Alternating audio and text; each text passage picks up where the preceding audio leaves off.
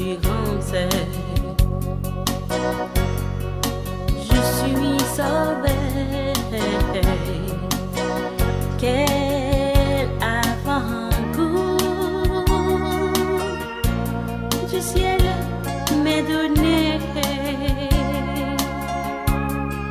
Au nez de l'esprit, baptisé de feu, créé de nouveau. Oui, je vis pour Dieu.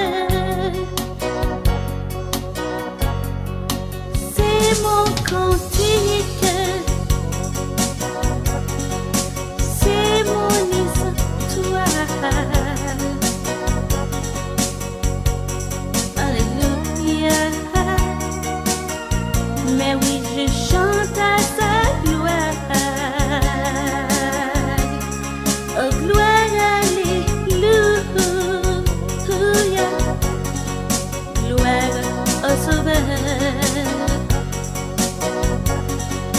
Gloire éternelle. Oui, à mon Rédempteur. Quelle assurance. Je suis joyeux. Déjà mon nom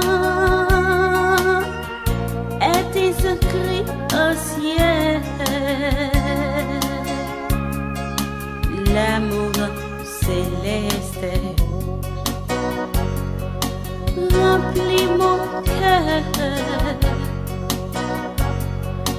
Depuis mon âme, pendant au Sauveur, c'est mon cantique, c'est mon histoire.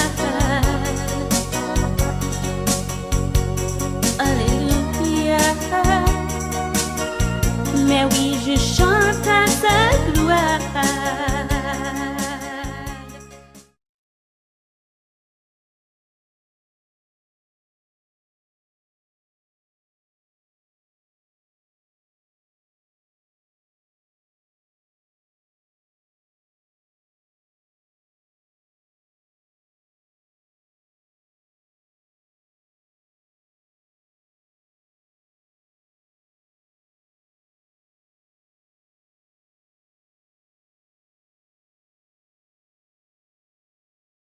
La maison, nous ici, et nous sommes sûrs et certains qu'à travers hors médias humains,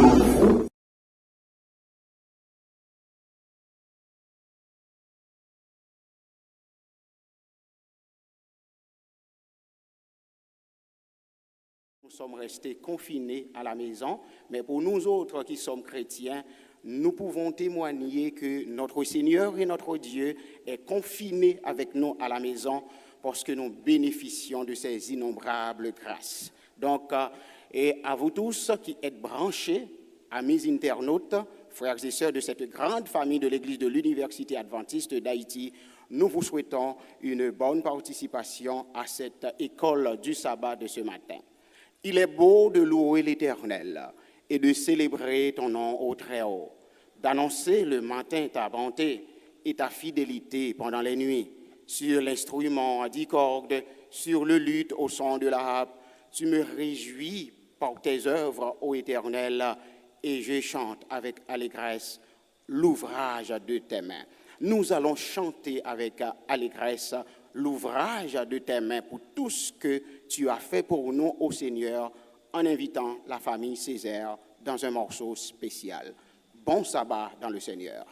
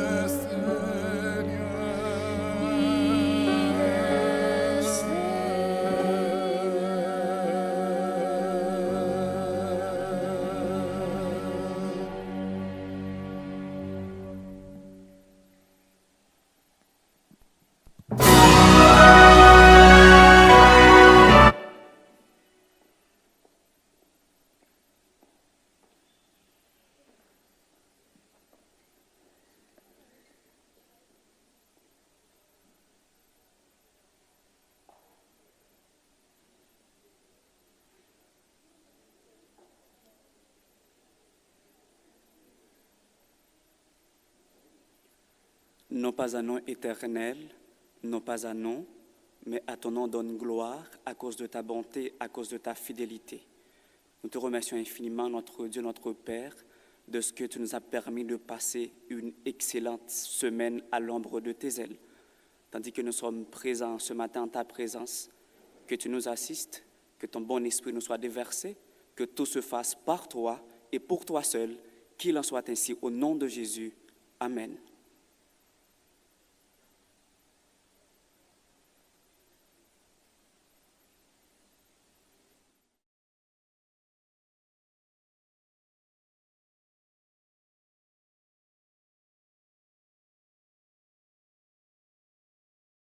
Et l'assurance, je suis sauvé. Quel avant-goût du ciel m'est donné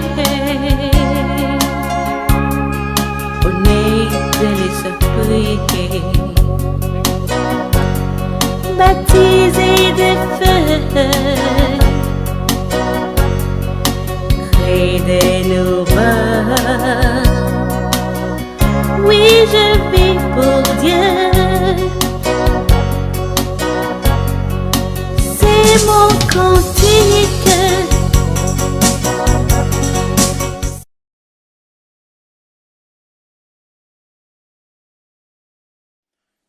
Donc notre leçon de ce matin, c'est la leçon... C'est la leçon 5 d'ailleurs, c'est une très très belle leçon, ayant pour titre « Par l'écriture seule ». Sola Scriptura. Par l'écriture seule, sola scriptura. Nous trouvons notre verset à mémoriser dans Hébreux 4, verset 12. Hébreux 4, verset 12. Car la parole de Dieu est vivante. Car la parole de Dieu est vivante, Agissante. plus acérée qu'aucune épée à deux tranchants. Plus acérée qu'aucune épée à deux tranchants. Elle pénètre jusqu'à la division de l'âme et Elle de l'esprit. pénètre jusqu'à la division de l'âme Et de l'esprit.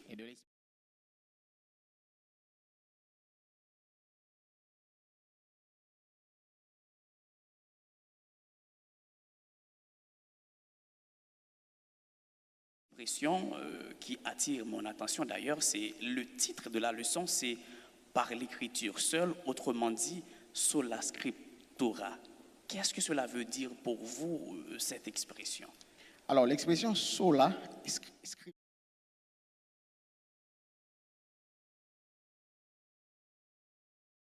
est chrétienne, que la religion chrétienne, que le protestantisme bénéficie, hérite de la révolution protestante, nous disons.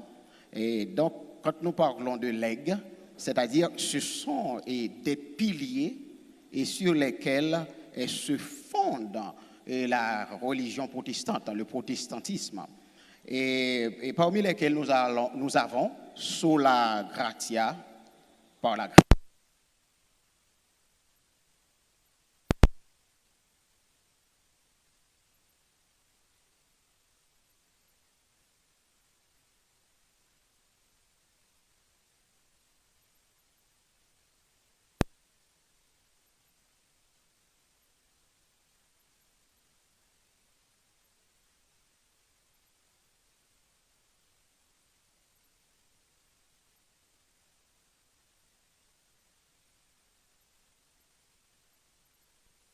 Théologie, c'est-à-dire c'est dans notre confession de foi, nous avons une autorité souveraine et cette autorité c'est sola scriptura, c'est l'écriture seule. Ok, merci bien pour cette belle explication, Pasteur Charit. Bien sûr. Donc comment nous pouvons aborder sola et scriptura dans notre compréhension aujourd'hui, Pasteur Angelin? Alors, pour aborder cette expression, nous avons choisi un titre, c'est la ligne de démarcation entre le protestantisme et le catholicisme. D'ailleurs, c'est cette expression qui marque cette ligne de démarcation. Alors, en parlant du protestantisme et aussi du catholicisme, il faudrait-il qu'on dise que le protestantisme ainsi que le catholicisme sont deux ramifications du christianisme. Maintenant, la ligne de démarcation qu'a posée cette expression sola scriptura ou l'écriture seule, c'est dans le sens que pour le protestantisme se base uniquement sur la Bible, sur la parole de Dieu, alors que pour le catholicisme, pour sa part, le catholicisme se base non seulement sur l'écriture, mais aussi sur des traditions. Quand je parle de tradition, je peux considérer la liturgie de l'Église catholique. À titre d'exemple, je peux prendre sacrement de pénitence, de confession, où le chrétien est appelé à se présenter devant un prêtre dans le but de recevoir le pardon du prêtre. C'est de la tradition. Mais pour le protestantisme se base uniquement sur la parole de Dieu. La théologie, la foi du protestantisme se concentre uniquement sur la parole de Dieu. Pasteur Charité. Donc nous pouvons dire que l'ensemble du protestantisme se différencie du catholicisme dont nous sommes venus, avec plus particulièrement à partir de ce principe sola scriptura, c'est-à-dire c'est notre norme, c'est le test pour notre foi. Sola scriptura, c'est ce qui fait la différence entre nous, les protestants, et le catholicisme. Sans doute. OK, mais quel est maintenant le rôle de ce principe sola scriptura et dans notre expérience en tant que chrétien? C'est très important pour nous, cette expression. Et si nous devons considérer le rôle de cette expression pour nous chrétiens, nous devons souligner deux rôles principaux. Le premier rôle de cette expression, c'est de sauvegarder l'autorité de la parole de Dieu. Sauvegarder l'autorité de la parole de Dieu, sola scriptura. Sola scriptura. Parce que dans le fait de sauvegarder l'autorité de la parole, c'est permettre que l'Église dépend de la parole de Dieu, non pas la parole de Dieu. Alors cette expression ne permet pas que l'Église dépende de la parole de Dieu, mais non la parole de Dieu dépend de l'Église. Et le deuxième rôle de sola scriptura, c'est non seulement de sauvegarder l'autorité de la parole de Dieu, mais aussi c'est de protéger l'interprétation. Quand je parle de protéger l'interprétation, parce que trop souvent, on va à l'extérieur pour pouvoir interpréter la Bible. Alors que cette expression permet que la Bible s'interprète elle-même. Donc cette expression sola scriptura protège l'interprétation de la Bible. Alors quand je dis cela ne veut pas dire qu'on ne peut pas aller ailleurs pour utiliser quelques domaines ailleurs pour pouvoir expliquer ou bien interpréter la Bible. Si je dois prendre par exemple l'archéologie. L'archéologie, c'est une science qui ayant pour but d'étudier, et si vous me permettez la définition, d'étudier l'homme depuis la préhistoire jusqu'au temps contemporain. C'est ça, l'archéologie. Mais maintenant, en utilisant d'autres stratégies pour pouvoir interpréter la Bible, ce qui est important, c'est de ne pas permettre que ces stratégies surpassent ce que dit la Bible. Donc, les manières, les stratégies que nous utilisons pour interpréter la Bible, ces manières doivent être en harmonie avec ce que dit la Bible. Ces manières, ces stratégies ne doivent pas contredire ce que la Bible dit. Donc, pour reprendre vos idées, sola scriptura donne une autorité à la Bible et l'Église doit savoir, les membres d'Église, c'est quelque chose qu'ils doivent dominer, que la Bible a une autorité. Et en matière de foi, puisque nous parlons de foi, nous parlons de religion, et même en matière d'interprétation, et ce qui prévaut, ce qui établit les normes, il s'agit pure et tout simplement de la Bible. La Bible seule. OK. Mais maintenant, est-ce que sola scriptura peut nous aider à accepter que la Bible est unique, que la parole de Dieu, est-ce que selon Sola Scriptura, la parole de Dieu est une seule?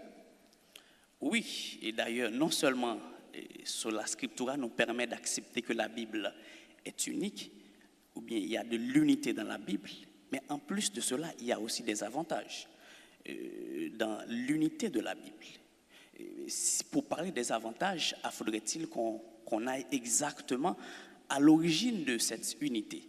Parce qu'il est dit dans la parole de Dieu, dans 2 Timothée 3,16, que toute écriture est inspirée de Dieu. De sorte que cette parole que nous parlons d'elle, cette parole vient de Dieu. Théopneustos, c'est soufflé par la bouche de Dieu. Et puisque nous savons que Dieu, c'est la source véritable de l'unité, et cela a permis à l'écriture de bénéficier de cette caractéristique qui est l'unité.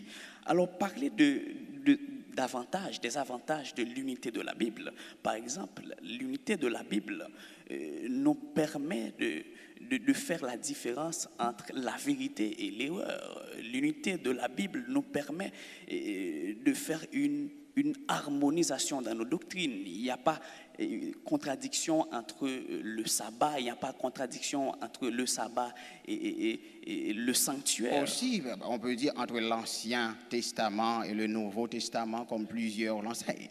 Sans doute. Et d'ailleurs, nous voyons que Jésus, pour sa part, il a fait référence à plusieurs reprises de l'Ancien Testament, de sorte que la Bible est unique. Et non seulement la Bible est unique, l'expression Sola Scriptura nous permet de savoir aussi que la Bible est cohérente. On va plus loin pour dire que le Nouveau Testament dévoile l'Ancien Testament et l'Ancien Testament donne la base ou bien jette la base au Nouveau Testament. C'est rien que pour vous dire que